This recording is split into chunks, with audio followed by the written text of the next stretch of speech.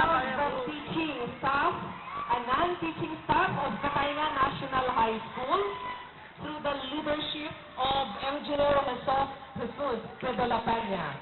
Thank you very much. Palakpakan po natin ang Catayna National High School.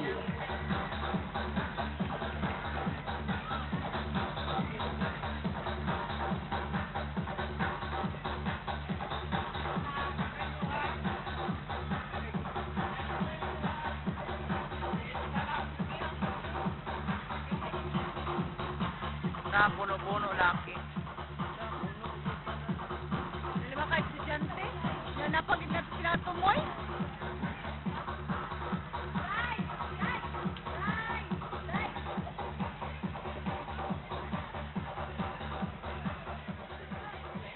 Request lang po, yung mga sasakyan daw po from Bantalan, dire daw po anay pagihon.